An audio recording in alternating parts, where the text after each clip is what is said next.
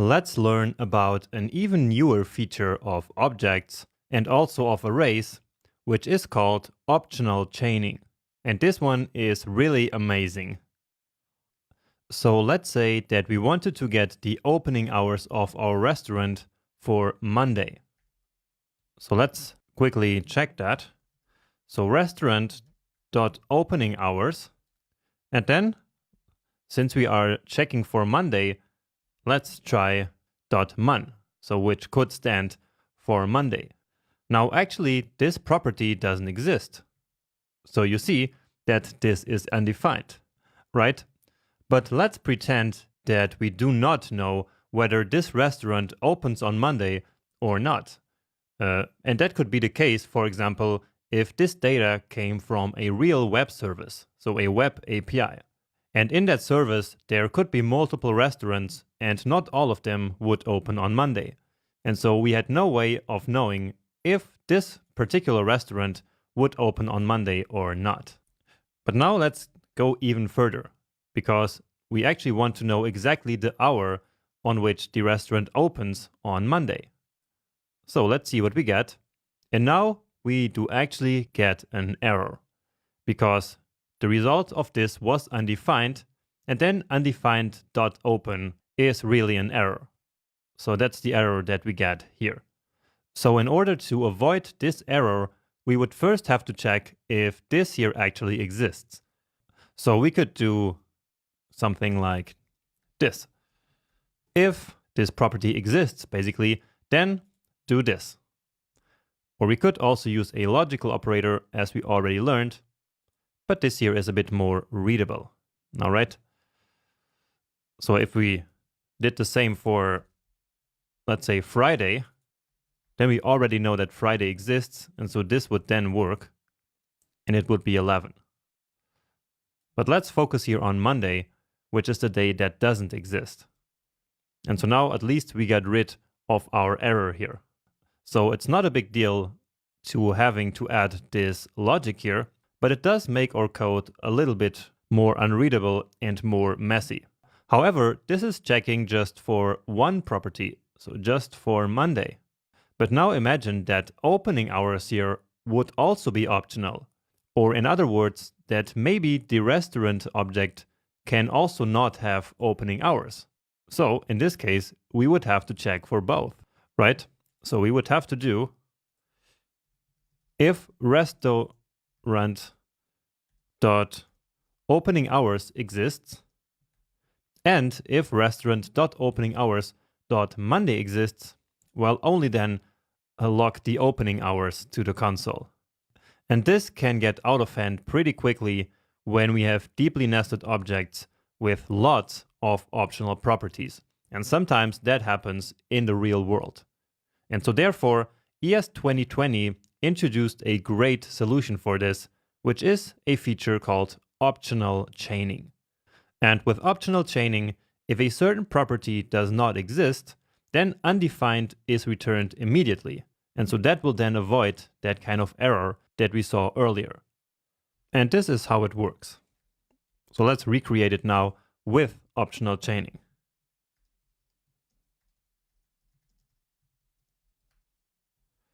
So now we can say restaurant.opening hours.Monday, and now here is the optional chaining operator. So instead of just a dot, we use question mark dot and then open. Okay, so here is how optional chaining works. So only if the property that is before this question mark here, so only if Monday exists, then this open property will be read from there. All right, but if not, then immediately undefined will be returned. And exists here actually means the nullish concept that we already talked before. So a property exists if it's not null and not undefined. Okay, so if it's 0 or the empty string, then it still exists, of course. So if we try this now, then we get undefined. So that's exactly what I was saying. And let's just, again, recreate it here without the optional chaining, just to see the error again. And so here we would indeed get the error. Again, because all of this here is undefined, and then we read open here from undefined, which doesn't work. But here, this next operation of trying to read open only happens if all of this here actually exists. So if it's not null and not undefined. But if it is undefined or null, then the result will be undefined immediately. So let's take this out again. And so that is why we get undefined right now. And of course, we can have multiple optional chainings. So let's basically recreate what we have here. So in this example, so here we are testing for both opening hours and for Monday. So these are essentially the two optional properties that we do not know beforehand if they exist. So Monday is optional, and that's why we have the question mark here basically asking if it exists. And now we can do the same for opening hours. And now if restaurant.opening hours does not even exist, well, then the Monday property will not even be read. And so therefore we don't get that error. All right. And so this makes it really easy to prevent all kinds of bugs that sometimes we might not even expect. All right. So it also takes away all this work of doing this simply by adding this simple question mark in there. But now let's see a little bit more real world example. And for that, let me grab this weekdays array and put it here.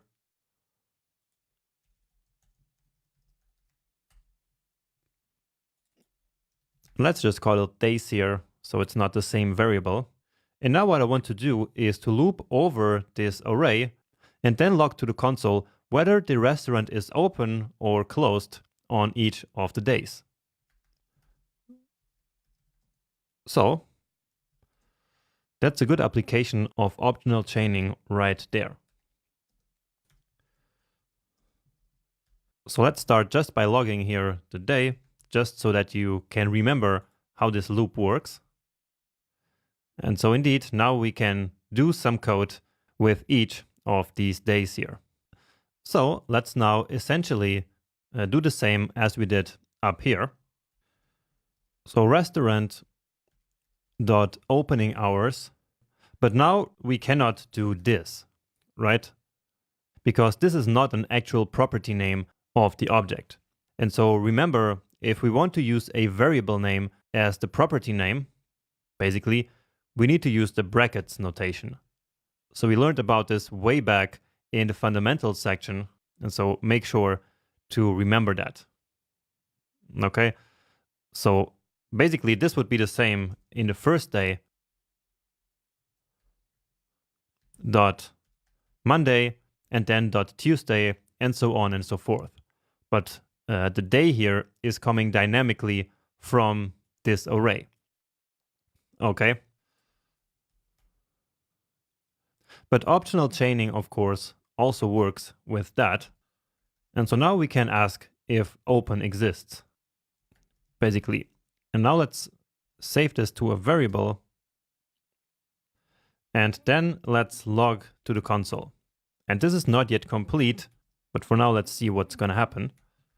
So on day, and then whatever is the current day, we open at, and then here we use the open variable that we just created. Let's get rid of this console.log here. Okay. So we get on Monday, we open at undefined, undefined, undefined. And then indeed on Thursday, Friday, and Saturday, we are open. And so then we get the opening hour that is actually also in the object. Let's just make sure. So this one is open 12, 11, and 0. So essentially it's open 24 hours. It opens at 12 and closes at 24. So at midnight again. All right. So that's working. But now we don't want this undefined here. Okay. And so just like before, let's set a default value. So let's use or.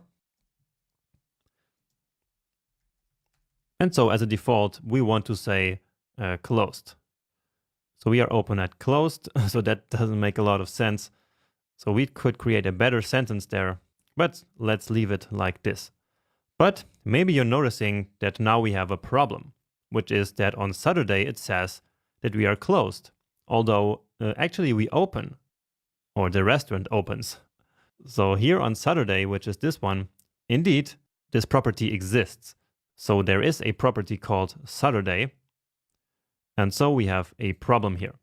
And the problem is that the restaurant opens at 0. And so here we have the same problem as before, where 0 is a falsy value. And so therefore, it will then trigger this second part of the operator. But we also saw the solution to this, which is to use the nullish coalescing operator. And so that's what we do now. And now we get back to open at 0. Great. So this is an amazing use case of the optional chaining operator and the nullish coalescing operator working together. And in fact, they were introduced into the language at the same time in ES 2020 because they were really designed to work well with each other. So again, both of them rely on this new concept of nullish. And so nullish values are null and undefined. And that's it. And so that's true both for this nullish coalescing operator and also for optional chaining. Okay, great. Now that you understand how it works, let's move to the next topic, which is on methods. So optional chaining does indeed also work for calling methods. So essentially, we can check if a method actually exists before we call it. So restaurant.order, and now we can check if it exists. So we use the question mark dot, and if it does exist, then we can call it. So let's just pass 0 and 1 here. And then we should always use together the nullish coalescing operator. And so method does not exist. So let's run this. But in this case, the method does actually exist. And so here we get the expected result. When we try to call a method that doesn't exist, so let's say order risotto, and so we never wrote a method for that. And so let's see. And yeah, now we get method does not exist. And so just like before, this optional chaining operator will check if order risotto actually exists. And if it doesn't, well, then it will immediately return undefined. And so all of this then returns undefined. And so here in the nullish coalescing operator, we immediately go to that second operand. So that's this one here. And yeah, then that's the result of this whole operation. So of course, if we hadn't this, then we were trying to attempt something that is not a function. So really useful on methods as well. And finally, optional chaining even works on arrays. So basically, we can use it to check if an array is empty. So let's simply create a users array in which we can put a couple of user objects. So name, Jonas, and email hello@jonas.io. And yeah, this is just for demonstration. So let's just put one object here. And now to get the name of the first element of this array, we can do this. We can write users element number 0, and only if it exists, so optional chaining, only then take its name. Okay? And otherwise, we want to log user array empty. So let's see. And indeed, we get Jonas. And so again, this optional chaining here tests if the value on the left does exist. So users 0. Okay, so if it was empty, so users, so like this, then we get user array empty. And without optional chaining, we would have to write something like this. So if users.length greater or equal 0, then console.log this here,